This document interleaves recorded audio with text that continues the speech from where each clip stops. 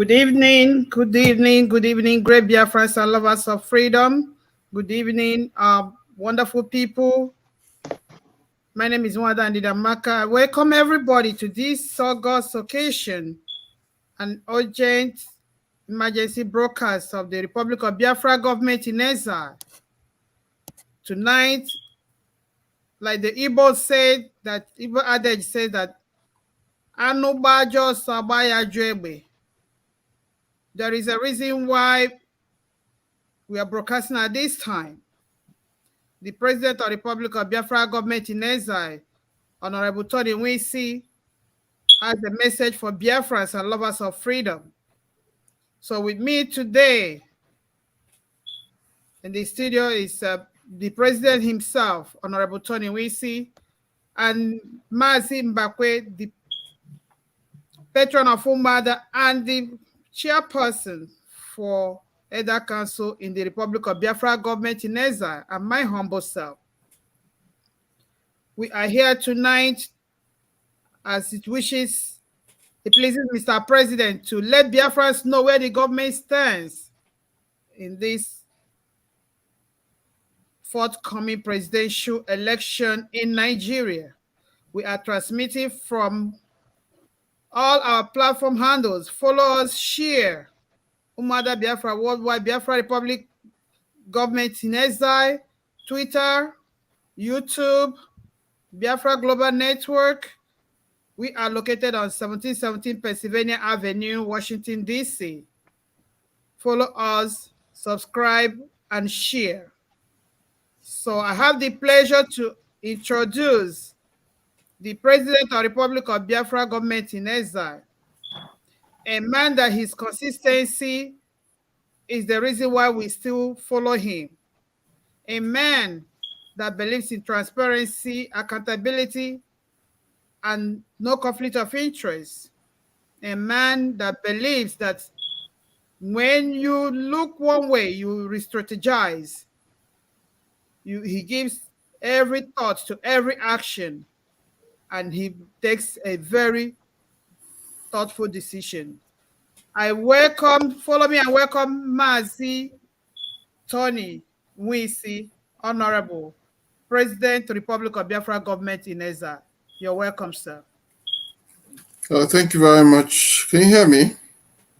Yes, we can hear you. Yes, we can hear you. Okay. My message is to Biafrans around the world. I have prepared remarks, and at the end of this, I'll be happy to take questions from our people and from the panel. So, fellow Biafrans, in the light of the ongoing elections in Nigeria, we have received several phone calls and messages seeking the position of the government. And so here it is in black and white. Of a 10-point position of the Republic of Biafra government in exile, 1717 Pennsylvania Avenue. Can't hear you. Washington, D.C. Can you hear me now? No, yeah, better. Upload it. Okay, Ndidamaka, can you hear me? Yes. Mazimbakwe, he's in the don't interrupt him, he's clear enough. Sorry, sir. Yeah, I hear you loud and clear. May I continue? Yes, please. Okay. So, in the light of the ongoing elections in Nigeria, we have received several phone calls and messages seeking the position of the government. And so here it is in black and white. A copy of this report is going to be posted on our platform, on our websites, and all our social media handles. So you can also read a PDF copy will be posted by tomorrow. We have a 10-point position concerning the Republic of Biafra government in exile, 1717 Pennsylvania Avenue, Washington, D.C. Number one, we believe Nigeria is a collection of nation states forcefully merged against our will. We believe each nation has the right to determine their presence in Nigeria or not. Each of the different nations must make that choice. Number two, we believe in the sovereign state of Biafra and will never give it up. We will never give up the pursuit of the sovereign state of Biafra. Number 3, we believe Nigeria constitution is a fraudulent document and has no legitimacy. We were never consulted on it. Nigerians were never consulted on it, any referendum or plebiscite. It's a fraudulent document. Therefore, we will continue to work towards dismantling it. Number 4, having said that, Biafra is a long-term project, 1967 to date. It will take time, and we will continue to work towards it. Number 5, in the interim, we must participate in the governance of our region and politics as a whole. This is a pragmatic approach as opposed to a dogmatic one. Participating in politics allows us to make progress and advance the cause of Biafrans instead of just complaining. Case in point, Scotland. They have been seeking a referendum to leave the United Kingdom for over 30 years, yet it continues to participate in the politics of the United Kingdom. The same applies to Wales. Northern Ireland and Republic of Ireland have been fighting for a merger for many years, yet they continue to participate in politics while in pursuit of their dream. Ukraine and Georgia finally got their independence from USSR, Soviet Union, after many years, but continued in politics of the Soviet Union until they achieved it. Even the United States of America was engaged in politics through the 13 colonies and their representatives. They were engaged in politics while being colonized by the United Kingdom until the war, which led to their independence in 1776. Self-determination is a long-term project. Therefore, it is manifestly irresponsible for the Republic of Biafra government in exile not to participate in Nigerian politics because we seek an ideal, which is Biafra. We must participate in politics while pursuing Biafra and dismantling the 1999 Constitution. Number 6, we do not support compulsory sit at home or threats of violence against Biafrans for any reason whatsoever. Indeed, we condemn any threat of violence against Biafrans by anyone, including fellow Biafrans. We consider such acts as the exact definition of terrorism. Threatening our people is unacceptable, but we never accept it. It is the same thing as terrorism. Number 7, we place on record that anyone who threatens, funds, or supports violence against Biafrans will be brought to justice, just as those who killed the Jews under Hitler were hunted down one by one and brought to book. Biafrans have the inalienable right to participate or not in the elections of Nigeria, and it must not be taken from them. We will not allow it. It's our inalienable right.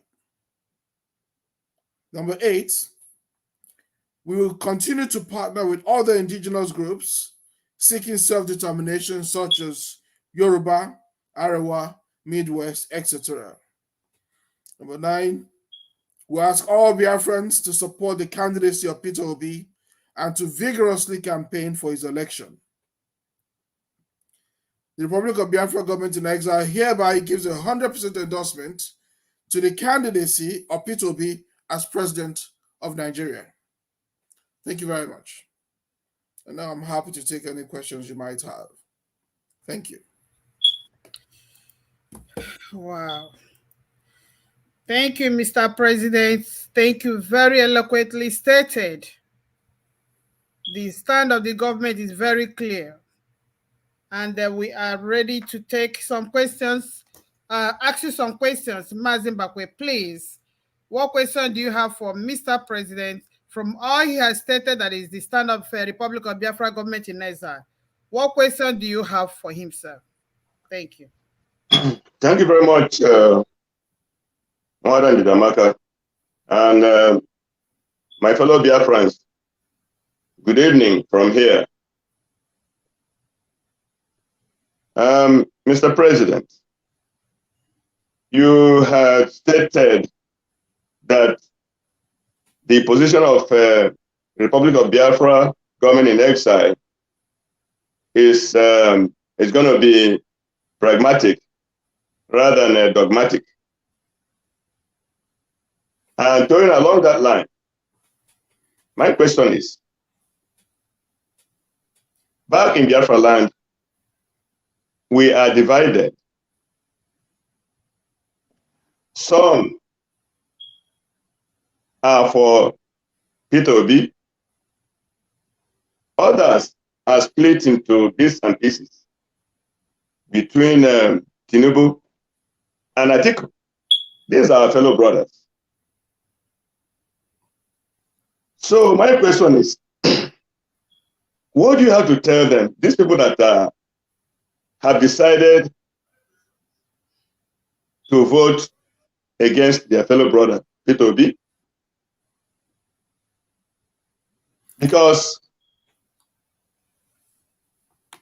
Peter Obi is our own, and he has been accepted across the country, in the north, in the west, southeast, and of course, in our south region.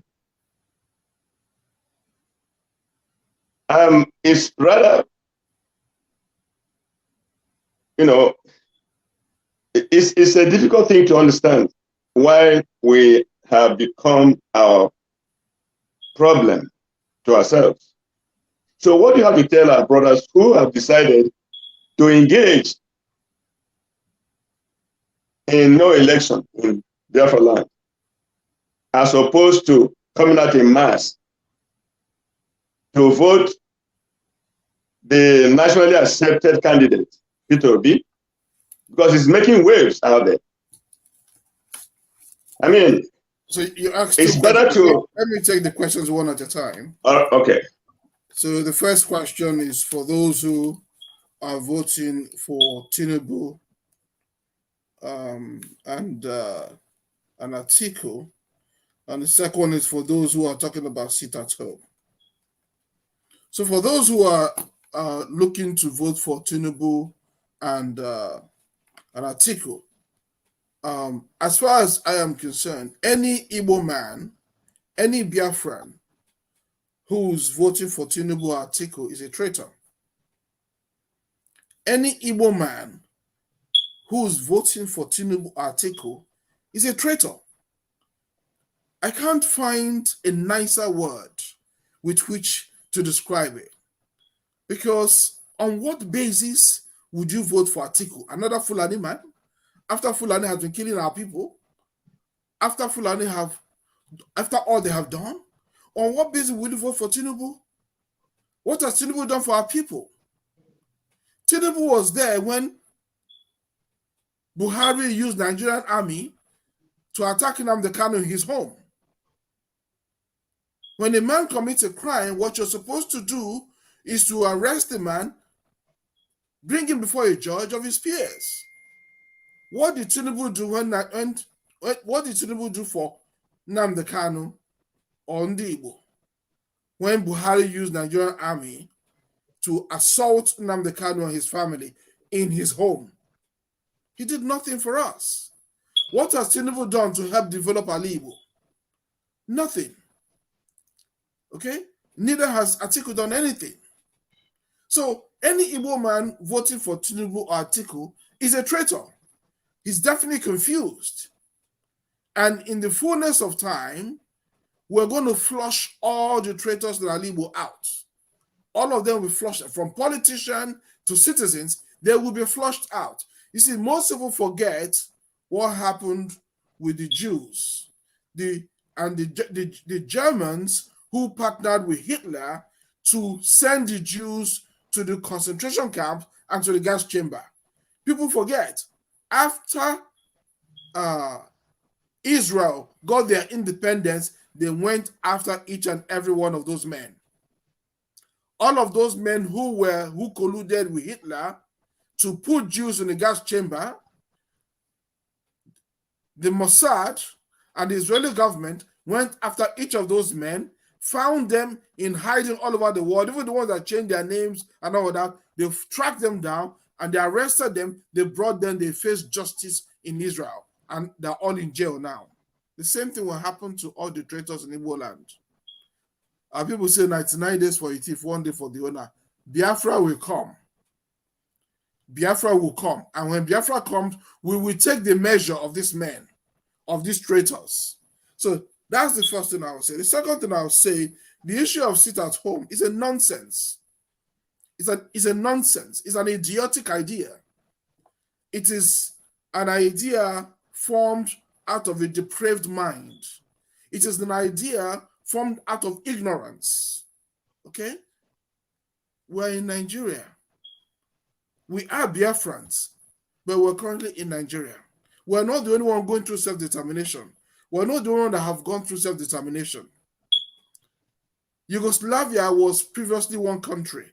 Today, it is split into 6 countries: the Czech Republic and Slovakia and Slovenia.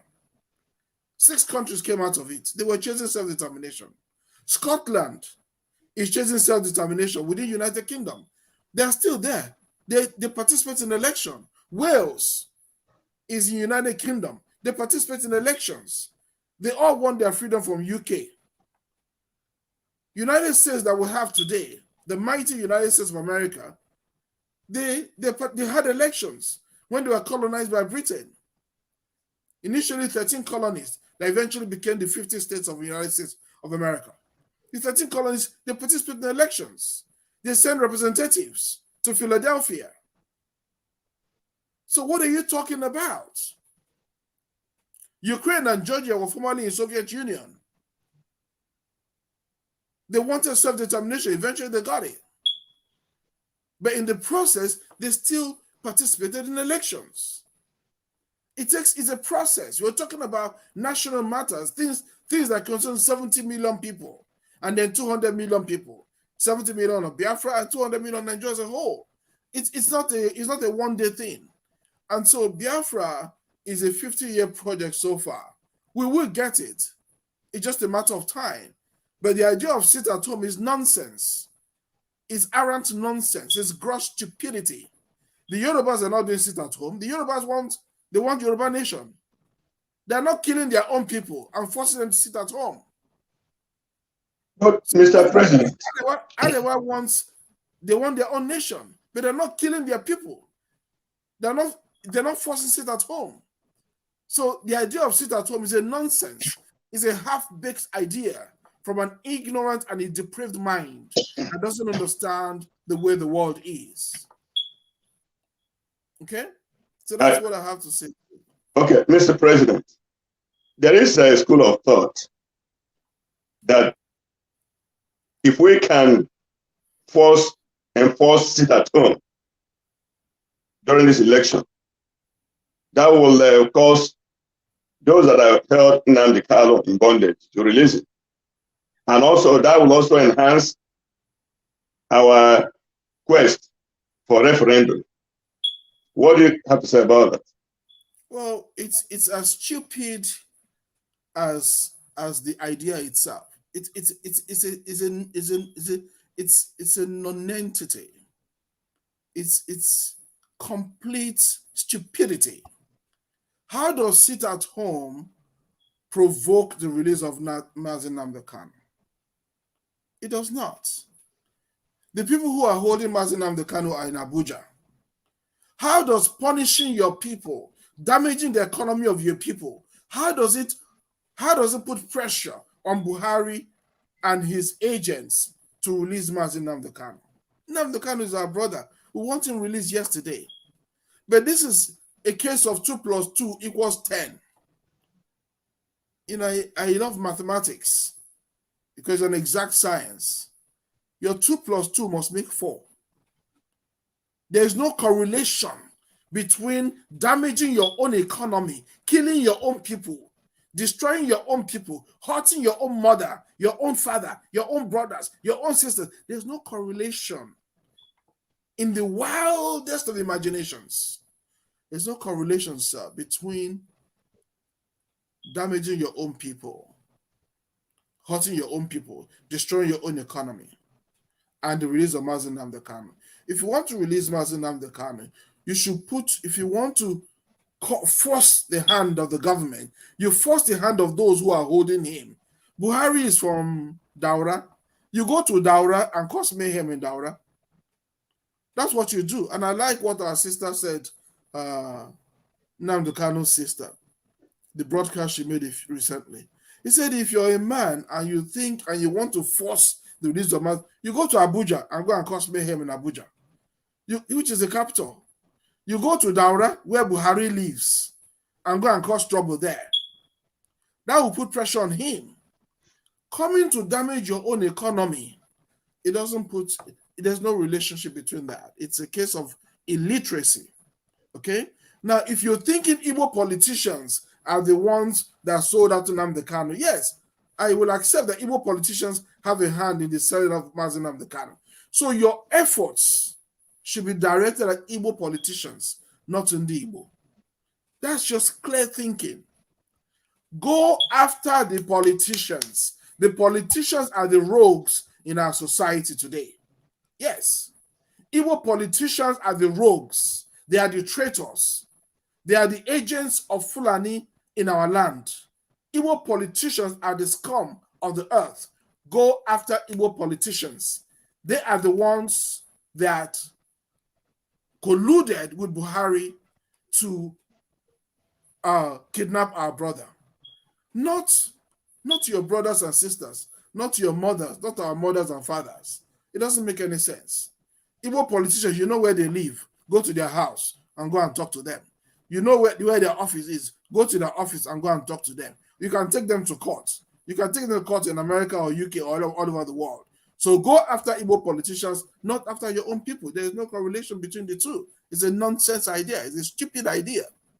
Completely ignorant idea. No intelligent person should be following such a man or woman or group of people who are saying, oh, damage your own economy, destroy your own people, cause mayhem in your own people, kill your own people, murder your own people. How foolish can you get? How does that accelerate Biafra? It does not. It cannot. It will not. It's nonsensical. If anything, you're going to cause the death of more Biafrans because you go and start doing this nonsense. Buhari government doesn't care. Buhari doesn't care. He's a Fulani man. He hates Igbo. He wants to destroy our Igbo. They want to steal our land and steal our resources. He will send the army and the navy and they'll come, they start killing our people indiscriminately in the name of trying to quash the misguided fellow and his group who are trying to stop election. It's a nonsense idea. It's foolish. That's what I have to say about it. I'm sorry that and Mr. President, Ndidamaka, can I throw in one more question for consideration? Okay. Do you think this sit at home is going to add more pain to the already suffering that people are going through with this Naira, new money, old money saga? Or does that help? Or how does that help? I mean, at such a time as this, but people at home. Precisely. I mean, Buhari government, APC is the party of death. I call APC the party of death. Lots of Nigerians have died. Today, a professor, a university, I think a principal, collapsed while waiting in the queue for his own money. Our mothers have made to be climbing the wall to enter banks to go and get 2,000. Right? I mean, several lives have been damaged and hurt. Forget the economy. You know, our fathers are stripping themselves, mothers are stripping themselves. This APC government has caused so much pain to our people, to Nigeria as a whole, more so in the Igbo. So why would you now, in the midst of their pain, in the midst of their suffering, go and add your so-called convoluted idea of sit at home, your so-called ignorant and foolish idea of sit at home. Why would you do that? It's as stupid can be. If you don't have anything better to do, just go and sleep. And if you don't have any ideas on what to do, go and read, go and study. Go and study self-determination. Other people that got their self-determination. Go and study how United States got their own freedom. You go and see what Scotland is doing and Wales is doing. Go back to school, get an education. Educate your mind. Don't come and talk to Biafrans with an ignorant mind, an empty head, with a complete numbskull, and deceive young people into early death. It's nonsense. It's crazy. And the most annoying part of it is I have seen men and women who are supposed to have had an education following and parroting the ideas of this fellow, parroting his ideas and giving him thumbs up and promoting it. Stop and think. Stop and engage your mind. There is no correlation.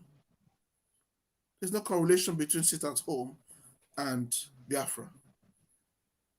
If anything, what you're doing is giving comfort to the enemy. You're aiding and abetting our enemy, the Fulani people, and their foreign sponsors. You're aiding and abetting them to hurt our people, damage our economy, hurt our people, kill our mothers, kill our fathers. There will be no hiding place for such a people. There will be no hiding place for such a people. Just as the men and women who colluded with Hitler to kill the Jews, they all pay the price. There will be a day of reckoning for everybody who is promoting sit at home, which is leading to the death of our people. It is the exact definition of terrorism. The sit at home, they're not appealing to our people. If you appeal to the Igbo, say, oh, no, if we stay at home, it will do this, it will do that.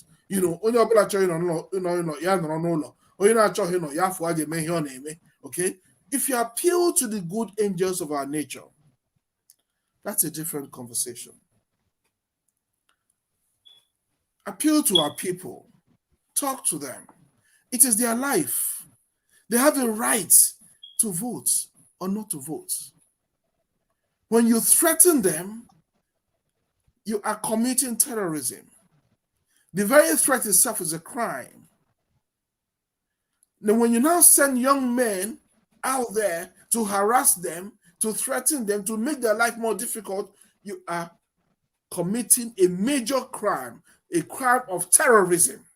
That is the exact definition of terrorism. And I warn you and the rest of you, wherever you are in the world, anyone who is promoting this idea, promoting it, sponsoring it, supporting it, backing them up, there will be a day of reckoning. There will be a day of reckoning. There will be a day of the blood that you spilled will speak, and it will speak revenge. There will be a day of reckoning. Go write it down. My name is Tony Nwisi. Today is February 22nd. There will be a day of reckoning. Every single one of them will be arrested. They will be brought to court. They will be prosecuted, and they will go to jail. Because you cannot deprive people of their rights because you think it will help bring Biafra. No, it is their right. Just as you have a right to speak, they have a right to speak. You have a right to go out, they have a right to go out. You have a right to vote, they have a right to vote. Just as you choose not to vote, they'll also have a right not to vote. You cannot take another man's rights from them. You cannot take another man's life from him. You did not give the man life. It is God that gave him life. So you have no right to take another man's life. No matter what you think you're pursuing, whether it's Biafra or not, it is nonsense. Complete nonsense. Thank you, Mr. President. Over to you, Ndidamaka. I may have other questions for him. Sure. Mr. President, thank you we can read the question. And that is what leadership is all about. When times like this, leaders rise up to speak, and the world is listening.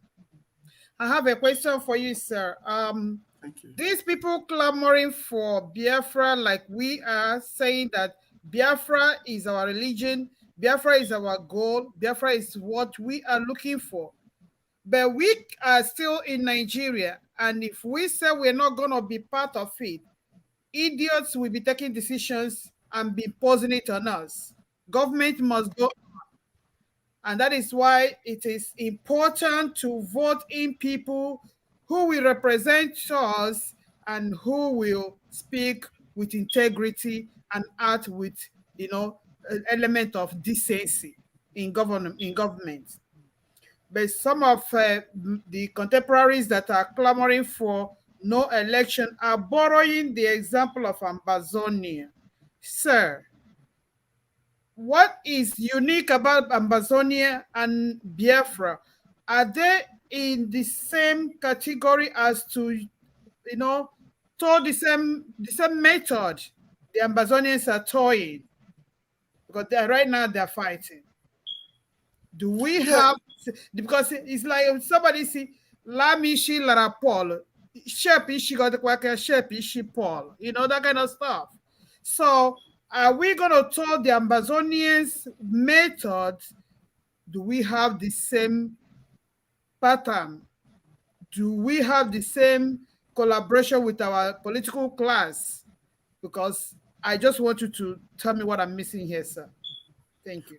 I mean, the case of Ambazonia is totally different from ours in the sense that the Ambazonian politicians uh, walked out of their parliament on one day. Okay, so there's a collaboration between the citizens and the politicians. We don't have that here. I mean, the Ambazonian idea, it's an idea that I welcome. And if we can get our politicians to resign from National Assembly and not to accept election, no election is a good idea. But you cannot force it on people. You have to appeal to people. You see, every idea must stand on its own merit. And if your idea is good, you don't have to force it on anybody. If people like your idea, you never have to force it. You can be in a corner of the earth, in the most remote part of the earth, and tell the people, and they will buy it. Okay, if it's a good idea. So the reason why you're trying to force it is because it's a terrible idea. The people are not buying it. And President Reagan said years ago, he said, you can do a lot with public support. He said, but without public support, you can do nothing. If you have the support of the masses, of Biafrans, you can do a lot. It is when you don't have the support of the people, that is when you begin to use threat and knife and guns and force. And that in itself indicts you.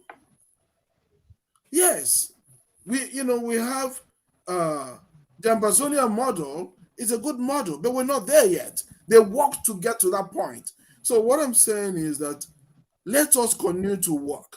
Let's participate in politics. Let's participate in governance. Let's, and then hold our politicians accountable and force them and begin to compel them, not force them, begin to compel them to do the right thing.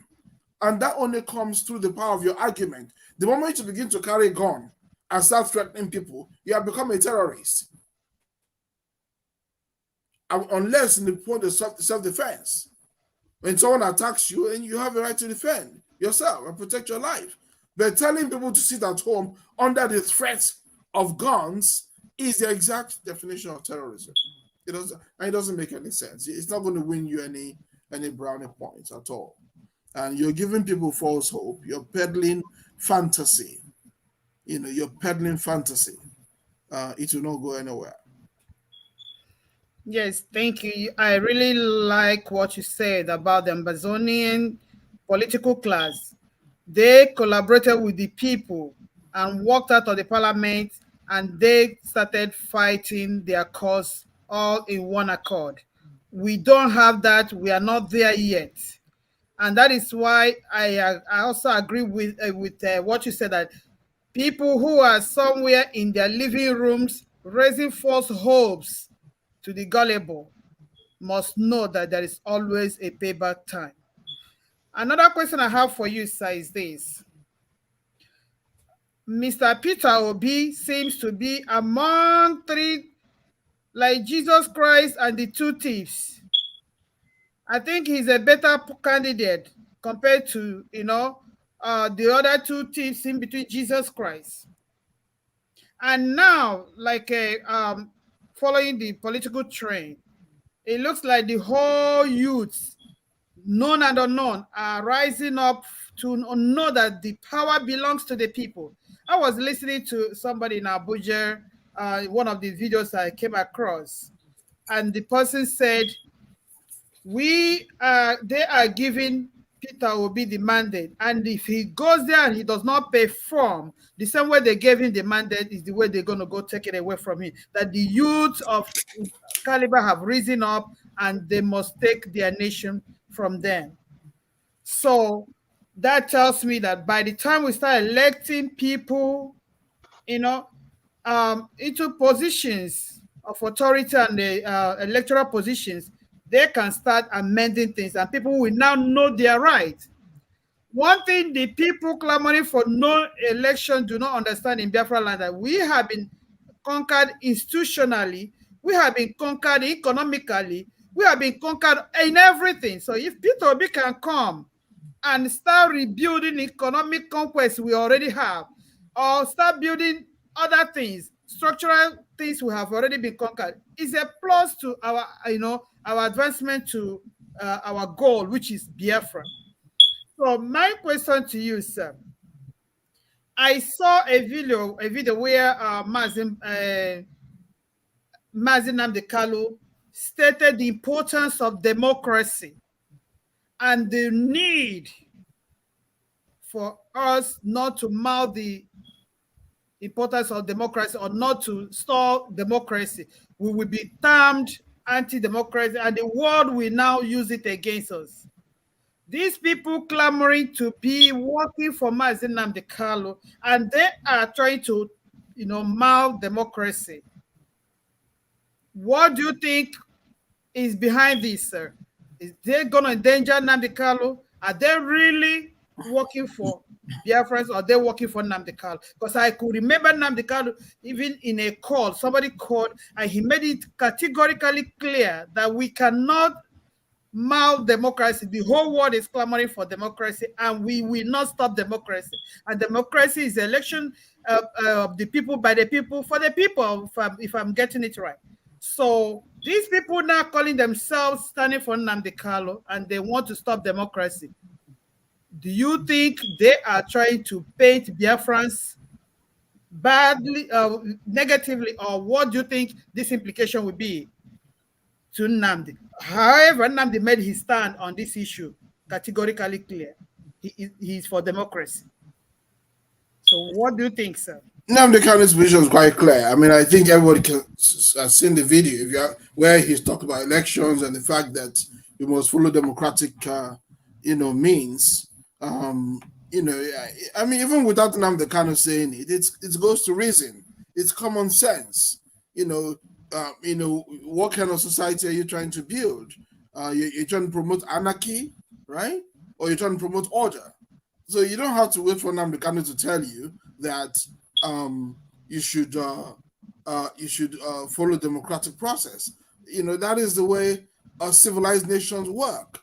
I mean, I don't know where in the world where even the ones that have what they call managed democracy, like Russia and China, where they have managed democracy, one party state in China, it's still called democracy. It's still people going to vote. China is a one party state, but you still have to go and vote. Okay, and so the thing is that a lot of these people who are talking trash on social media and see me trying to, as it were, say they are Biafra agitators. They have very little education. They're not informed. They haven't done any intellectual work. You're not connecting the dots. Democracy is government of the people, by the people, and for the benefit of the people. That's what democracy is. And then, so you got to buy into that start with, and then you now start walking through the mechanics of democracy.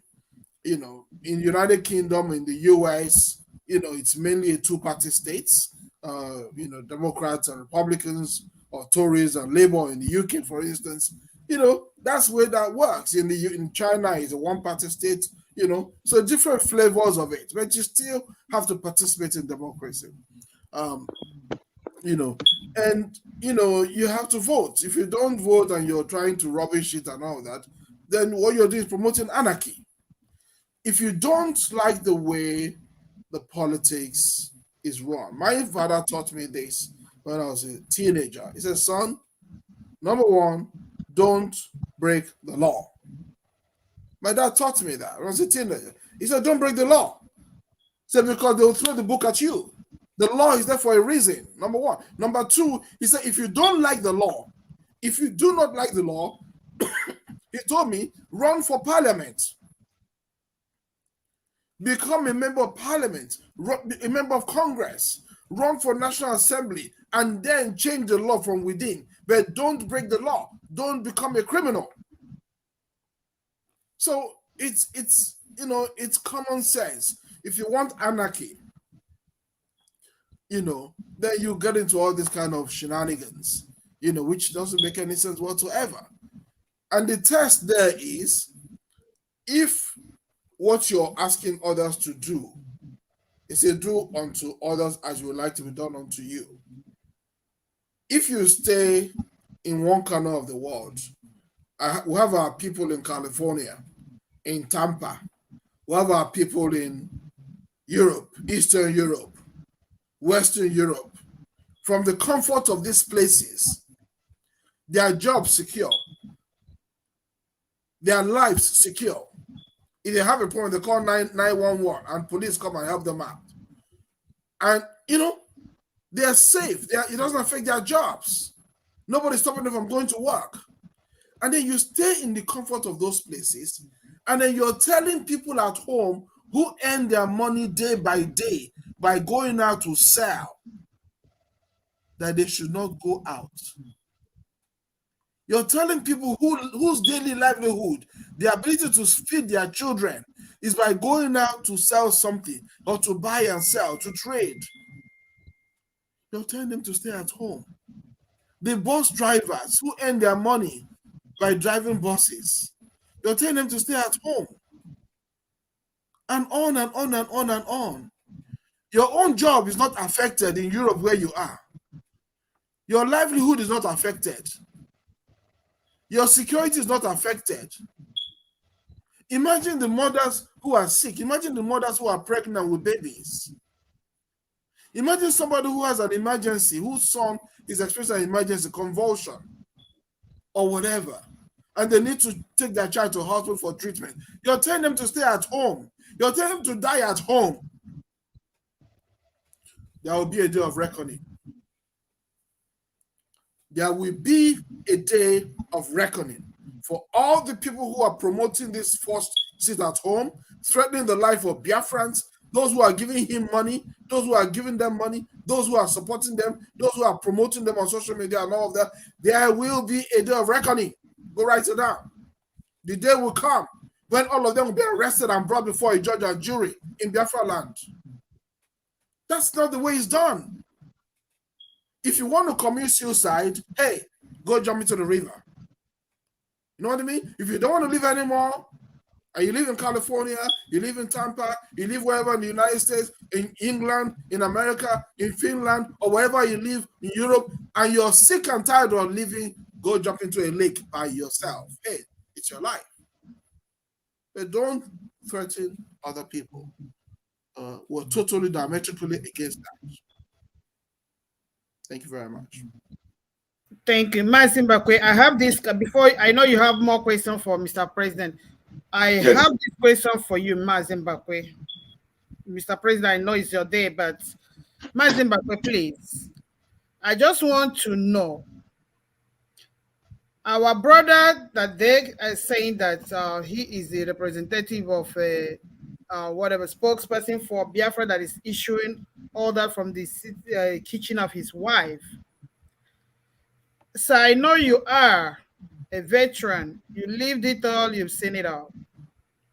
In your analysis, do you think this guy has what it takes to represent 70 to 80 million Biafrans with the level of intelligence we all have, men and women, with how sophisticated and exposed all of us, how dynamic men and women of Biafra are?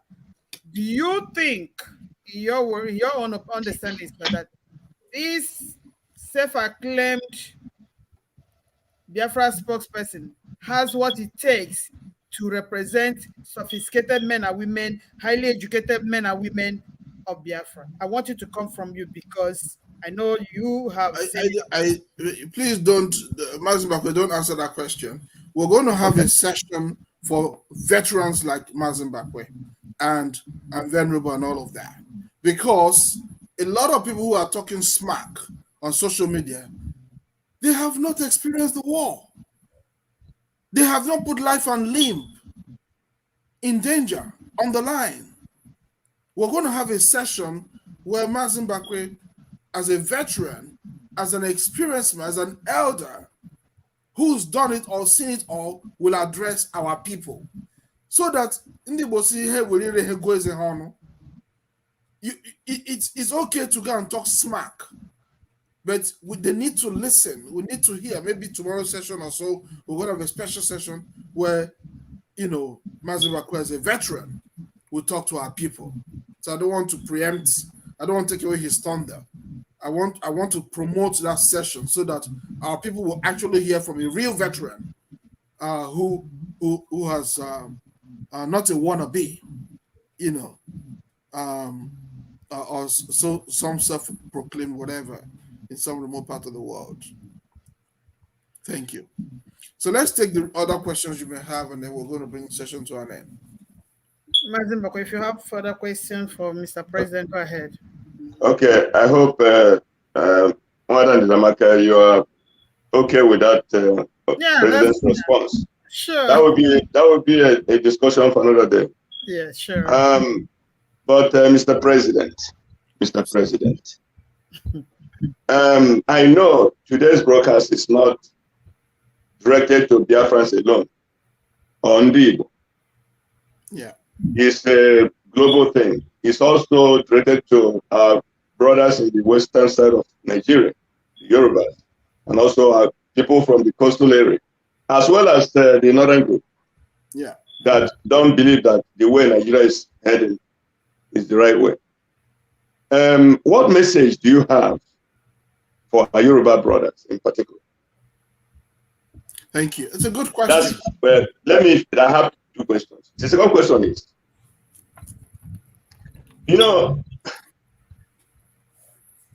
I used to read a comic book when I was little.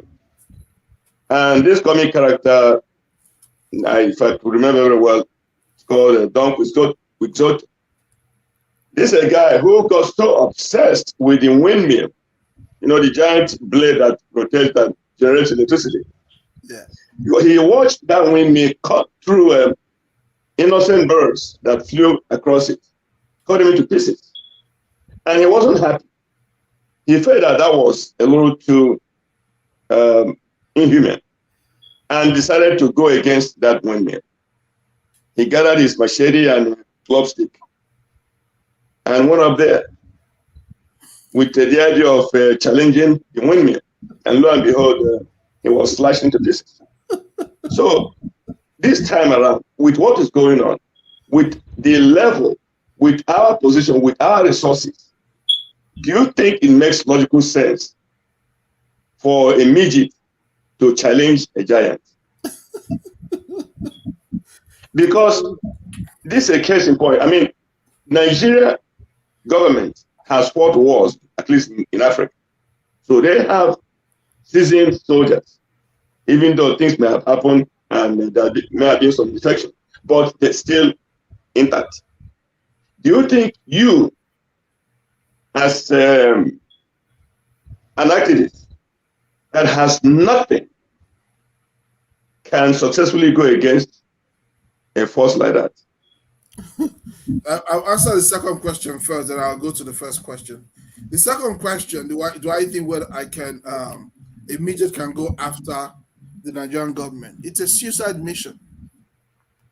It's a complete suicide mission. Just like the example you gave, I like that story.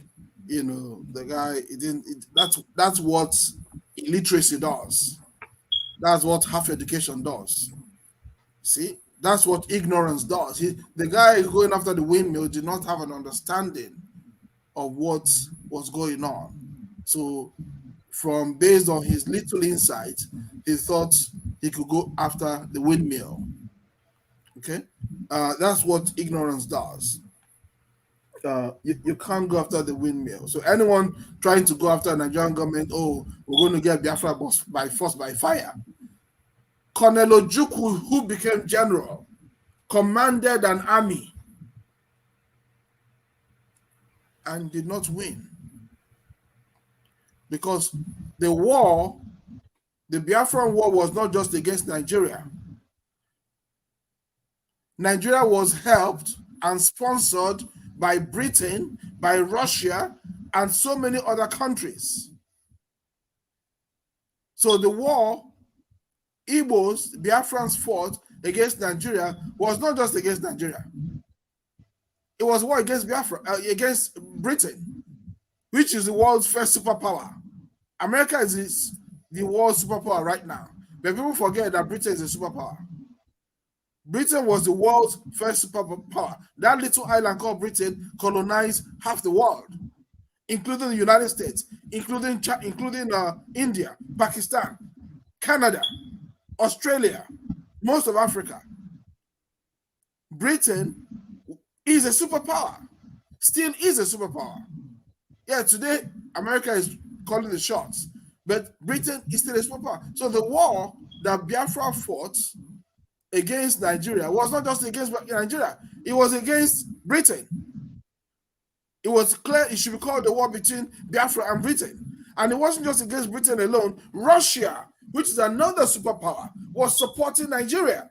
Russia gave Nigeria planes, money, all kinds of stuff, ammunition. So this is little Biafra fighting against the rest of Nigeria, number one. Number two, fighting against Britain's superpower, fighting against Soviet Union, which is superpower, and we lasted 3 years. I mean, we won the war, as far as I'm concerned. We won the war. That we lasted 1 month in itself is victory. That we lasted 3 years tells you how brave Biafrans are. And Biafrans have every reason to be proud of their achievement. And that's why men like yourself, who were in the trenches, who fought this war on our behalf, will always stand and salute you and celebrate your achievement. It wasn't just a war against Nigeria, it was against two superpowers. So it's nonsensical when somebody wakes up from the wrong side of their bed one day and say, oh, you're going to fight against Nigeria. That's rubbish. That's what, that's a suicide mission. And if you want to commit suicide, go do it by yourself. Leave Biafrans out of it. Go, there are many ways you can do it. You can go to a river and jump into a river. You can take your knife and slash your throat. You can buy a gun and kill yourself. Keep Biafrans out of it. Okay? It's quite simple.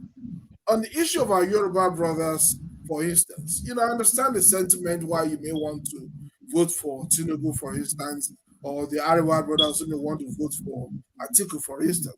I understand the sentiment, but at some point, you have to go beyond sentiment.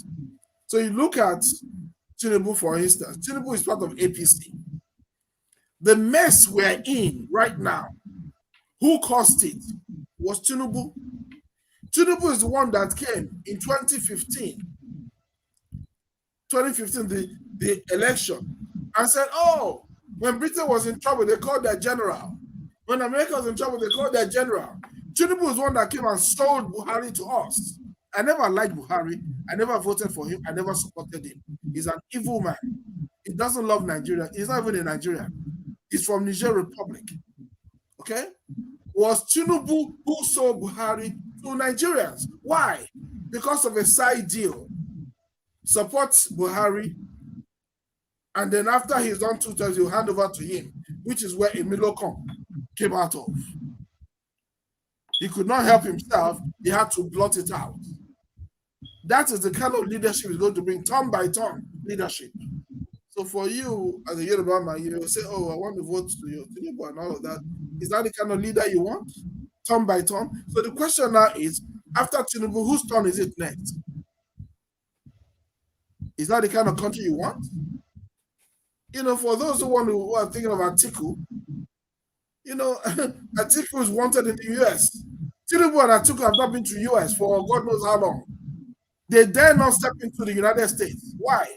Why are they always going to Dubai? Atiku goes to Dubai, back and forth. And Tinubu goes to London and Paris. He never comes to the US. Why can't they come to the US? Because if they walk into the United States, they will be nabbed at the end. I mean, there's no credibility with these guys. So let's face it. I understand the sentiment because I'm an Igbo man. Not under normal circumstances, yes, I will vote for P2B and all of that based on sentiment. But this is not a time for sentiment. This is not a time for sentiment. APC has cost Nigerians hardship.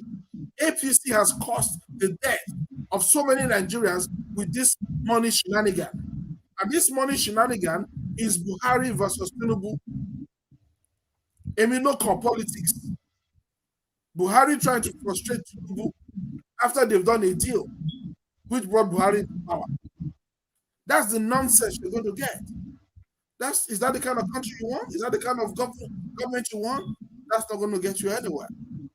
Okay? APC is the wrong party to govern Nigeria. They don't have the credibility. They've cost us so much action. They've cost Nigeria so much. They're totally out of touch. Well, Peter Obi is hands down the best candidate. Is it intellect? Is it health? Is it integrity? He's governed number for 8 years. He left over $150 million in the account. Over 80 billion naira in the account. Did not take a piece of land, did not take water, did not take beer, did not take anything from them. There's no competition, there's no contest. It's very clear, and that is why P2B has support all over the nation. You know, the Northerners, Westerners, even Yoruba leaders have come out to say, no, P2B is the best candidate. So for our Yoruba brothers, I will say to you, let's put it aside. We're all Nigerians until we put this country up. Okay? Let's put sentiment aside. The best candidate right now is P2B, and you should vote for him. Because by voting for you, you're voting for yourself. You're voting for good governance. You're voting for integrity. You're voting for accountability. You're voting for transparency. You're voting for no conflict of interest. That's the kind of leadership you're going to get from P2B, and you're not going to get that from Tinubu or Atiku. The choice is very clear. P2B, hands down on merit, is the best candidate. And you go out there, not just you go and vote for him. Go to your friends, your family, your street, your village, your town. Tell everybody, carry them to the polling booth on that day, Saturday, February 25th. Carry everybody to the polling booth and stay there and vote. Don't go by yourself. Take others with you and go and vote. Nigerians, for the first time in the history of Nigeria, citizens are giving money to politicians. Have you heard that before? Citizens are taking their money. Children are taking their money.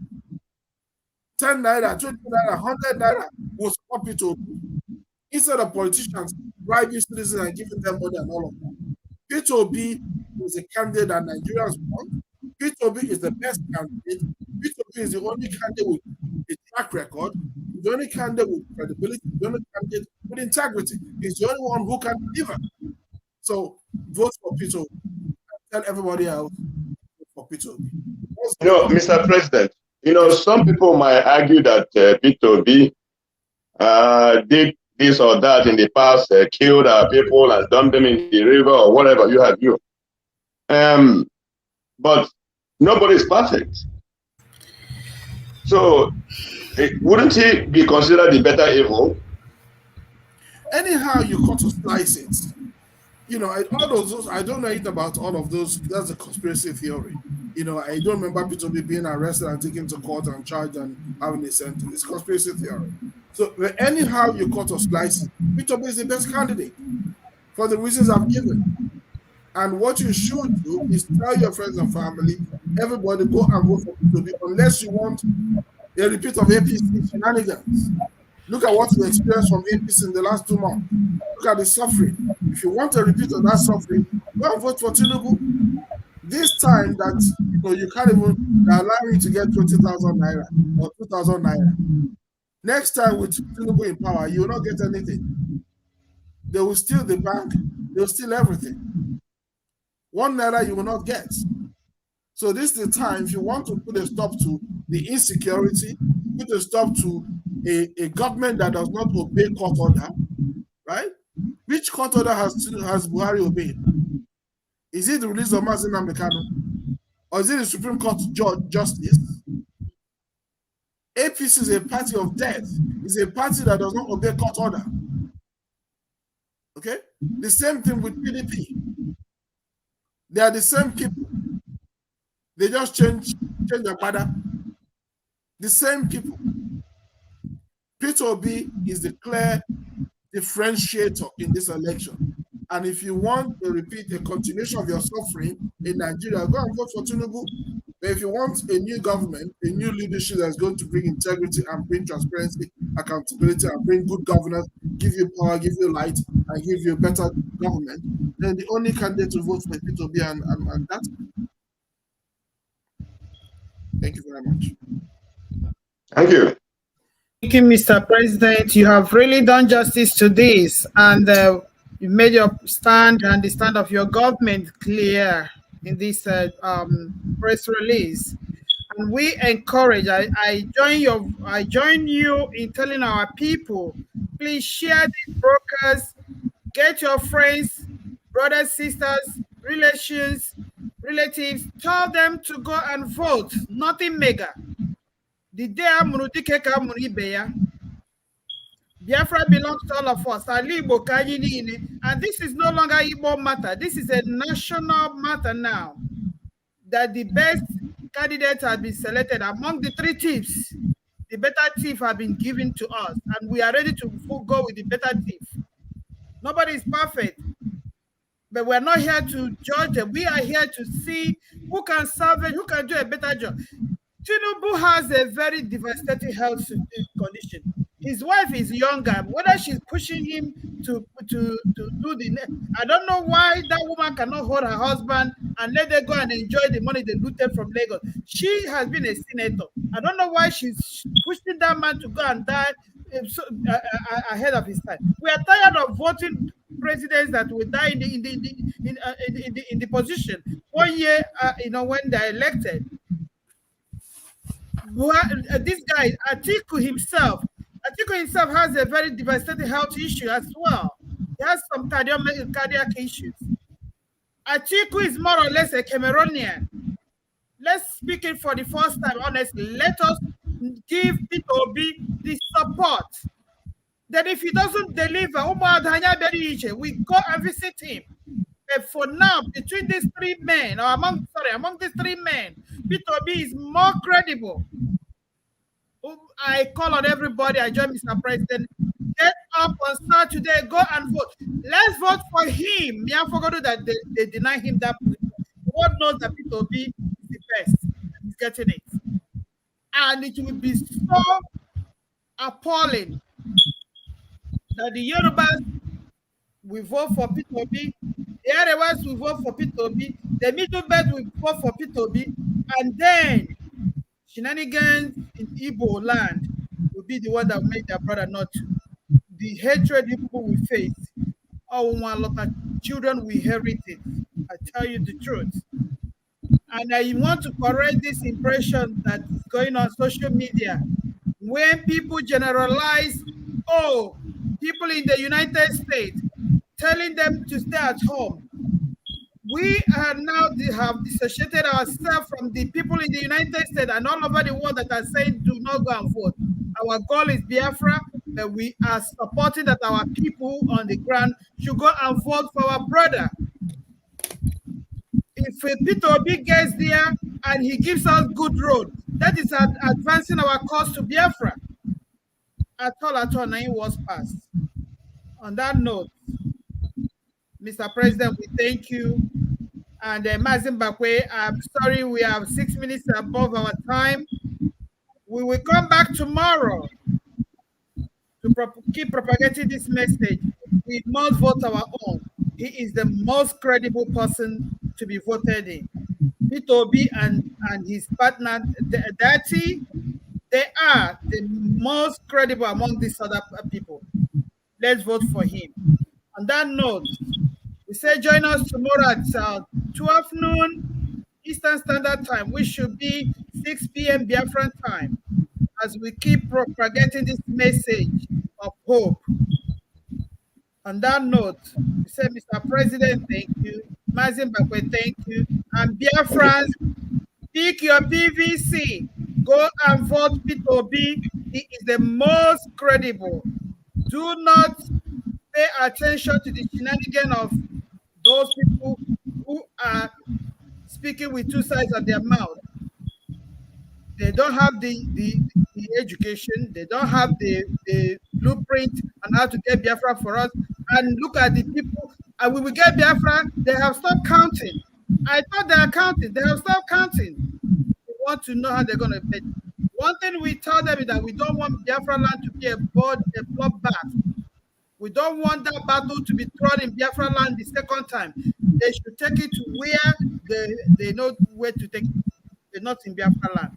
On that note, we say, my lead, let move Biafra follow. It's no longer Biafran affair. It's now a national affair. Peter is a national affair. Rise up and go and vote for him. Thank you and God bless you.